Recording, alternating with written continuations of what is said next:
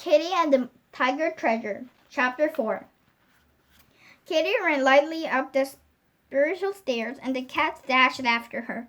Cleo's eye narrowed when the group reached the top. Her gray tail switched wordly as she searched the shadowy room. Kitty heard a cracking sound. "This way!" she whispered. At the far end of the gallery, the dog was opening a window with his nose.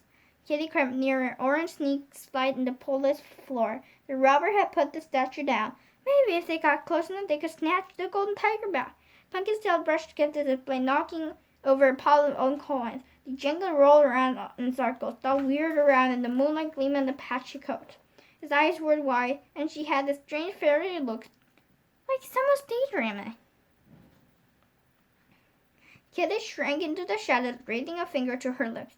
Pumpkin looked she was about to meow, but figured clasped a paw over his mouth. The thief gave a low bark before picking up the statue, pushing the window open and squeezed through. Kitty raced to the window and looked along the wide ledge. The dog had already vanished. Sleeping outside, Kitty climbed to the roof. With her super night vision, she scanned the shadowy streets. Cleo and the other cats scrambled up beside her. Pumpkin twitched his whiskers nervously. Moonlight peered down, reflecting off the museum glassy dome. Cleo moved impatiently. "How could I have been so silly? If I'd paid attention instead of chatting with all you, this would never have happened." "It's not your fault." Kitty spotted the dog running an alleyway. The golden tiger gleamed in his jaws. "Look, there he is!" Scrambling to the edge, she got herself ready to leap across the opposite roof. "Be careful, Kitty!" called Pumpkin. Kitty felt her superpowers tingling and her heart skipped with excitement. She did her mind not to lose sight of the robber dog. She sprang to the next house and literally running, her feet barely touching the roof. Using her outstretched arm to balance, she leaped from one house to the next. Her key flew out behind her, just black as midnight. The ground looked far away, but she wasn't afraid. She trusted her superpowers. She could do this. The Springer Spaniel reached a row of shops. Kitty edged closer, ducking beside the chimney when the dog glanced around. A moment later, he disappeared from view. Cleo and Pumpkin scampered over to Kitty. "Where did he go?" whispered Pumpkin. Figure puffed a little and caught up. "He's officially a slippery sort of dog. He could be anywhere." Kitty grabbed the corner of the building and found a metal staircase.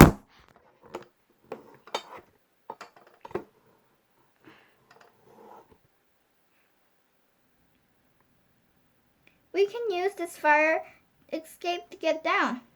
She tripped up over the steps and the cats followed her. The robber dog was hurrying down the street, the statue still clamped in the jaws. He stopped behind a shop, pushed the door open, and went inside. The Happy Paws Pet Shop. At the store sign, which was lit by a street lamp, "Happy Paws Pet Shop," she read aloud. "Do you think he lives there?" Pumpkin's eyes were wide. "Maybe he's stealing for his owner." "Very odd," said Figure. "I haven't heard much of this pet shop. I think it's opened a few months ago." Cleo sighed. Her gray fur was tingling orange in the glow of the street light. "I could have done a better job. I wasn't watching the museum carefully enough. I have to fix this." "You were doing a good job," Kitty told her. "Let's check the windows and find the best way to get inside." "Great idea."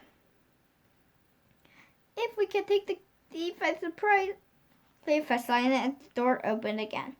Robert Dog darted outside with eyes wide and glazed. He scampered down the street and vanished into the dark. "He doesn't have the statue anymore," said Kitty. "He must have left it inside." "There's waiting over there." Figure pointed the door and opened the window. "You and Pumpkin should stand guard, ready to warn if the thief returns," said Cleo. "He may be a dangerous kind of dog." "Very well," Figure nodded. "Be careful, won't you?" "Don't worry, we will." Kitty skirted the side of the shop and peered through the window. It was dark inside, and there was a great deal of shuffling and squeaking as the animals moved about inside their cages. Kitty slipped through the window. Then she climbed onto a cupboard and dropped soundlessly to the door, to helping Cleo down after her. Moonlight reflected on the gray tiled floor. The shop was filled with dozens of cages. A tall bird pen guinea pig and rabbit hutches, and tortoise cases, toward the back, shelves of cat food was bedding over hidden in darkness. Where do you think he left the treasure? Whispered Kitty. Clay sniffed the air. It's the skull to find a scent. There are too many different animal smells here. Then we'll just have to search. Kitty looked around for possible hiding places. She pointed to the shop counter. I'll look over there. When she returned, she got the strange feeling that someone was watching her. Kitty saw a pair of dazzling golden eyes studying for her behind the pet food shelves. Kitty's night vision grew sharper, and she knew at once the cat's eyes. Jules winked in the cat's collar. Kitty called her back. Who's this new cat? What did know about this snatching golden tiger?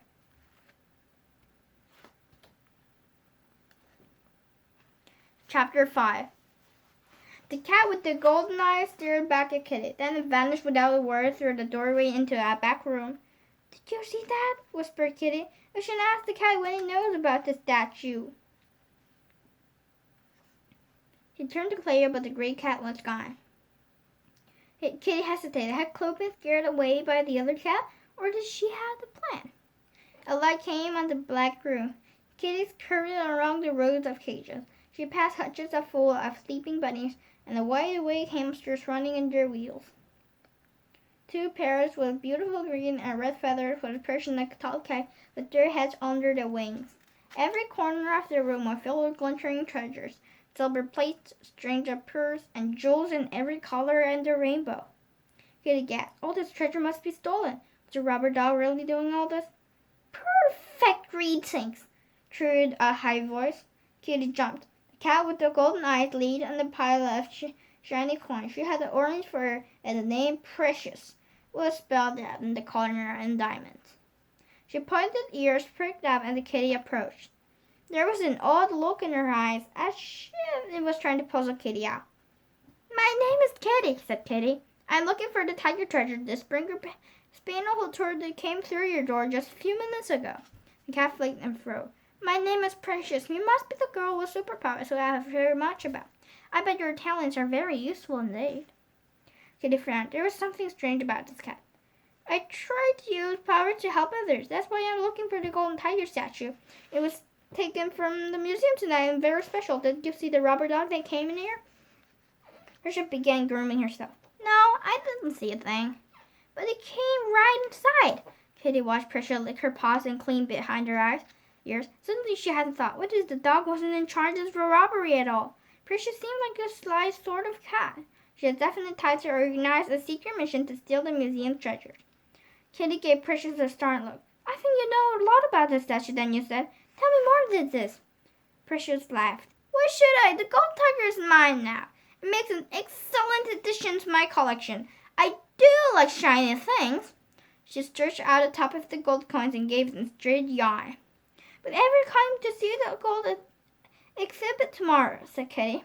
They'll be so despondent to not to see the golden tiger. It's a very important statue.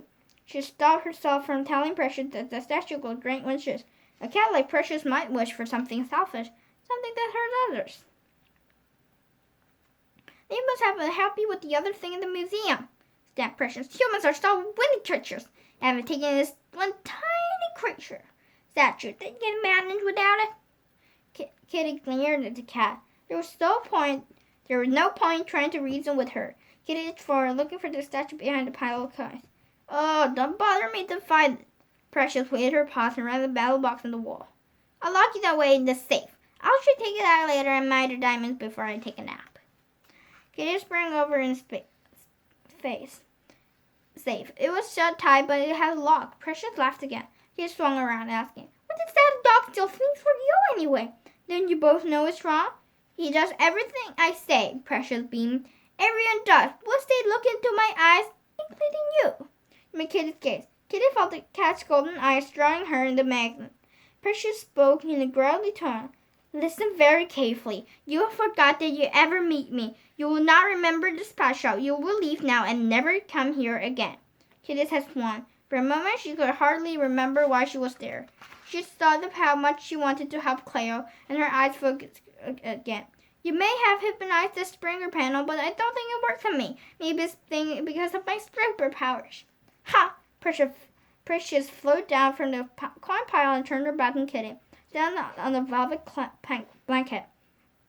Kitty thought correctly. It was obvious that Precious was more dangerous than she first thought.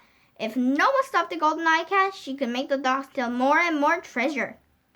She might even hypnotize other animals and force them to join in. An idea popped into Kitty's head. Maybe there's a way to use the stories about the statue. Perhaps she could scare Precious into giving back the treasure. There's something you don't know about the golden tiger, she began. Many say that the statue has a terrible curse. Precious stopped grooming and pictured it. Why should I care about that? Because the curse is that if someone upsets the creature statue, it will send scary spirits to take revenge, said Kitty. Precious silent for a moment. Do you think it's true? I don't know. Kitty noticed the cat's tail swing uneasily. She tried to think of how to make the story believable. But if it is true, I expect the spirit to come in the dead of night and creep into tiny cracks around the door frame. She shivered. What the spookiest was true. Precious stood straight, her tail flicking faster and faster. Spirits! Door frames! There was a bell followed by a loud clatter from the front of the shop. Kitty jumped. Maybe the curse was real. What was that? Precious leaped across the room, grabbing Kitty's head with both paws. Save me, Kitty! I'm not a bad cat, really. Stay close to me. Kitty's heart pounded like a drum as she crept toward the doorway. She could hear the path squeaking and fluttering, disturbed by the strange noises. Kitty dodged when the box of treats toppled off her shelf. Now she leaped bravely through the door. Chapter 6. A hamster ran under Kitty's legs. Someone open all the cages, she gasped. The animal's escaping. The little hamster climbed the shelf, cheeping sharply. Then a pink-eared rabbit hopped across the shelf counter. The green and red parrots flew out of their cage, squawking. Stop, thief! The curse is coming true! Moaned Precious. I wish that horrible statue had never come here. Kitty pointed Cleo peeping out from the fish tank. Dan, a Greek cat, pushed the box of hamster food on the shelf. Kitty understood at once. Cleo had caused all this chaos to make Precious believe the stories about the curse. The museum cat had just been listening the whole time.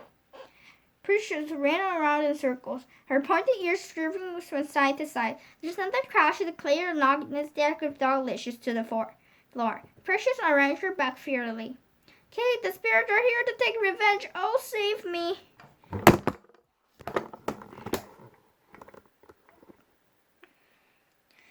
Cleo ducked behind the fish tank and the golden-eyed cat ran down in panic. Why don't I get the statue back to the museum, suggested Kitty. That will stop the curse. Yes, I'll give it to the silly statue, cried Precious. I never want to see it again. Running to the safe, she twisted the lock and the door clicked open.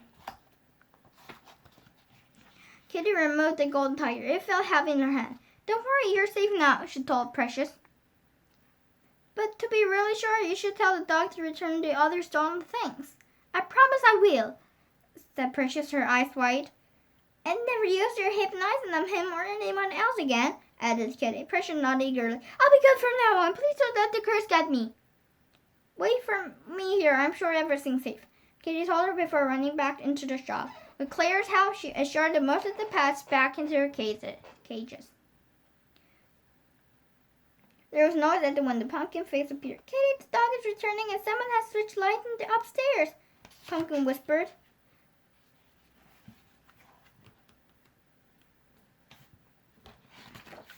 Goodbye, Precious, called Kitty. Remember what you promised.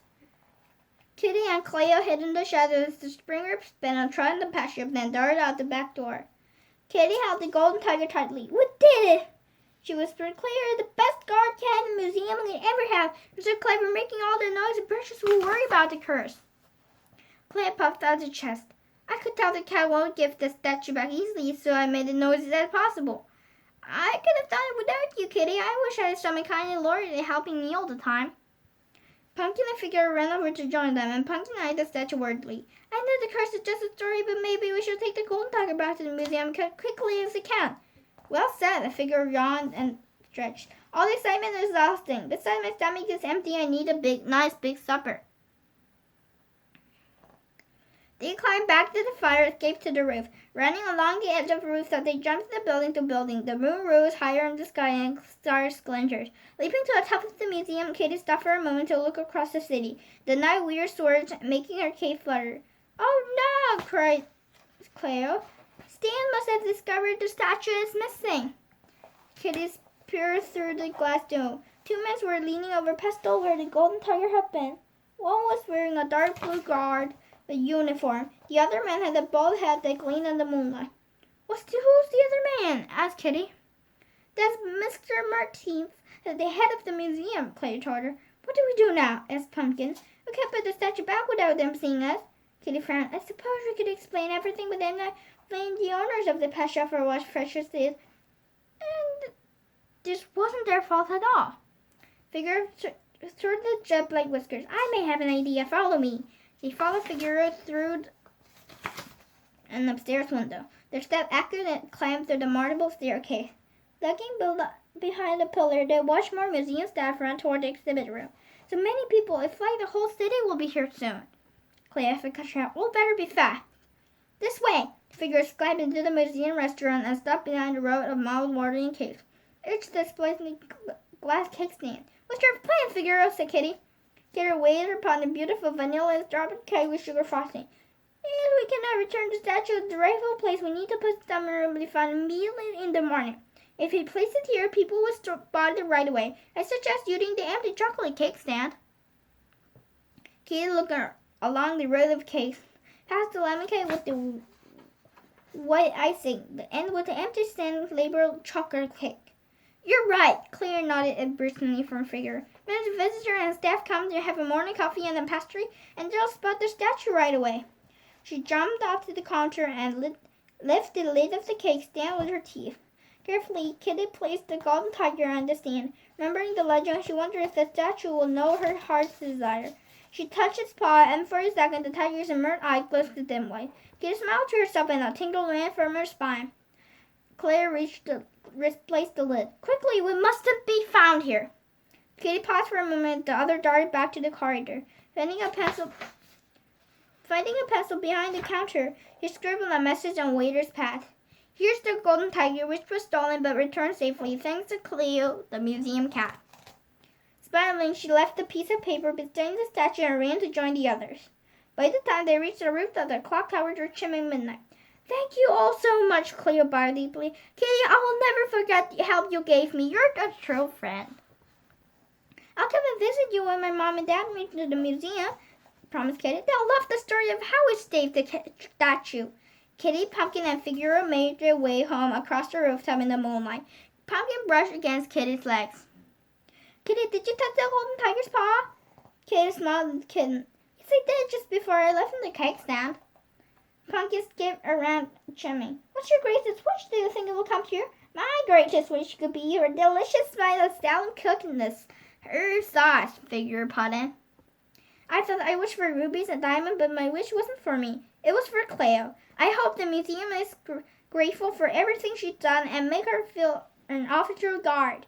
Kitty stopped to look at the beautiful night and the skylights winking in the darkness. Then she looked at Figaro and Pumpkin. Anyway, I have my greatest wish already, being here with my friends, the best adventure in the world. The end.